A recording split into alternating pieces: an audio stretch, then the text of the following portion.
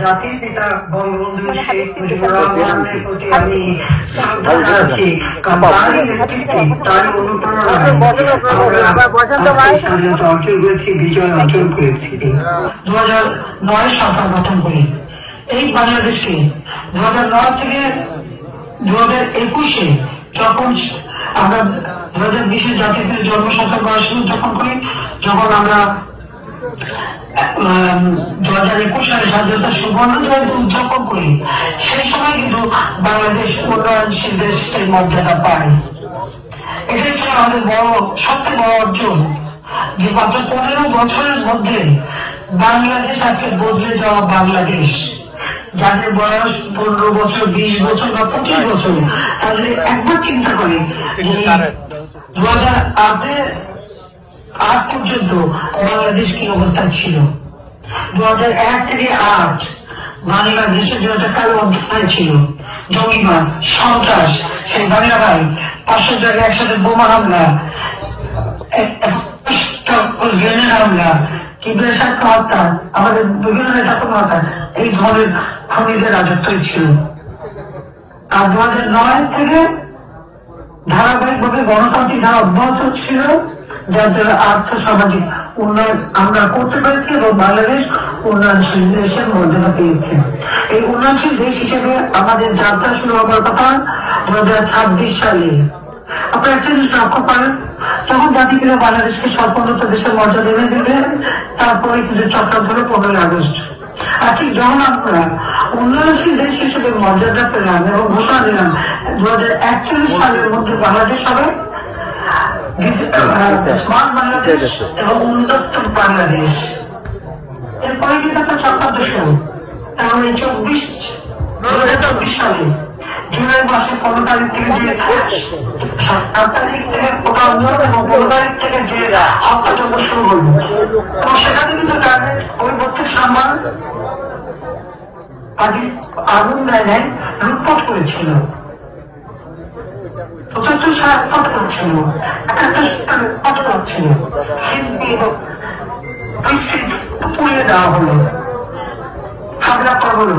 একদিকে আওয়ামী লীগের নেতা কর্মীদের হত্যা, পুলিশ হত্যা, সংখ্যালঘুদের উপর আক্রমণ, তাদের হত্যা করা, এবং মাজার, দরগা শরীফ, হিন্দুদের মন্দির, খ্রিস্টানদের গির্জা, বুদ্ধদের মঠ, কিছুই তো রেহাই পায়নি। সব জায়গায় আক্রমণ করেছে, সবার উপরে অত্যাচার নির্যাতন করে যাচ্ছে।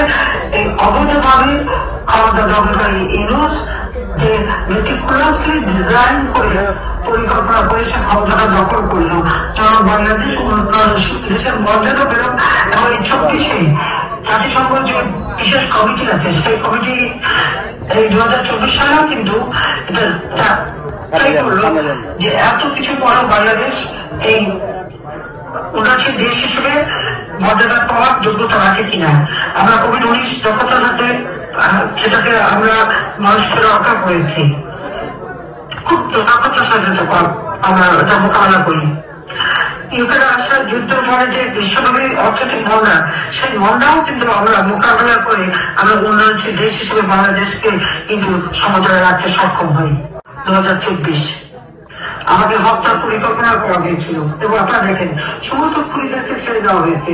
সমস্ত জঙ্গিদের হলে অটিজেনে যারা আক্রমণ করলো, বিদেশিদের হত্যা হলো, দেশের মানুষ হত্যা হলো, যাদের বিচার হয়েছিল, সাজা হয়েছিল, তাদেরকে মুক্তি দিয়ে দিয়েছে ওই খুনি ইউনূস।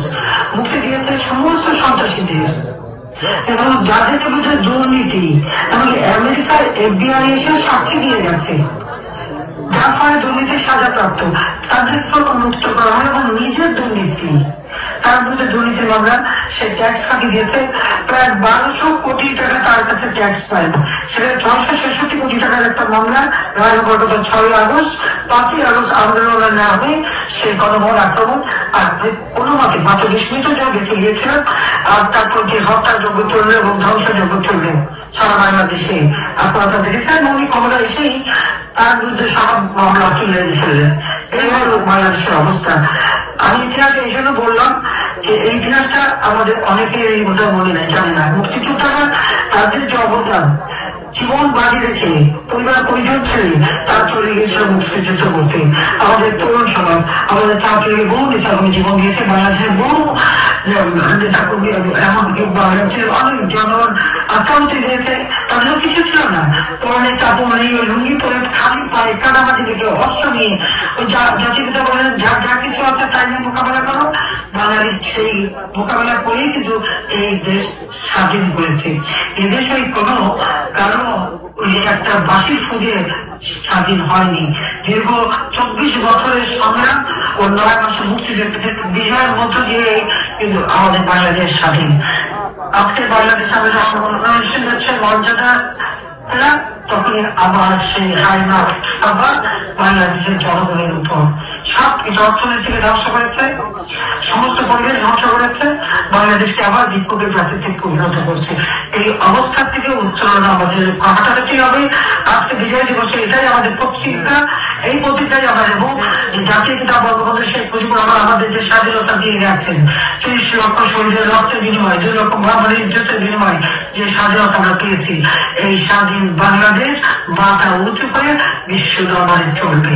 আজকে যে হায়না দল খুনি হোসেন নেতৃত্বের যে জঙ্গি শাসন শুরু হয়েছে, এই জঙ্গিদের হাত থেকে বাংলাদেশকে মুক্ত করতে হবে, আবার জনগণকে ক্ষমতা দিতে হবে, জনগণের ক্ষমতা গণতন্ত্র ফিরিয়ে আনা এবং দেশকে আবার উন্নত দেশ হিসেবে গড়ে তোলা, সেই লক্ষ্য আমাদের বাস্তবায়ন করতে হবে। এবং জাতির পিতার সেই স্বপ্ন সোনার বাংলা তো আমরা গড়ে তোলা একেবারে কাছে পৌঁছে গিয়েছিলাম, আবার আমরা পিছিয়ে গেছি, কিন্তু এটা আমরা অবশ্যই ওভারকাম করতে পারবো। এখান থেকে উত্তরণ ঘটিয়ে বাংলাদেশকে আমরা এগিয়ে নিয়ে যাব। আজকে বিজয় দিবসে এই প্রতিজ্ঞা করছি। আপনাদের আমি গর্ব শোনালাম, কারণ আমাদের তরুণ প্রজন্ম এই গল্প জানে না, সেই জন্যই। আবার আমি সবাইকে ধন্যবাদ জানাই ধৈর্য ধরে দীর্ঘ সময় আমার বক্তব্য শোনার জন্য।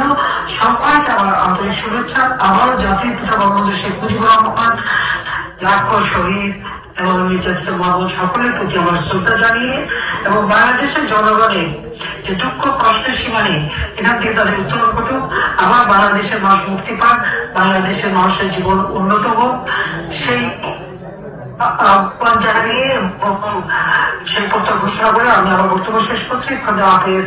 জয়।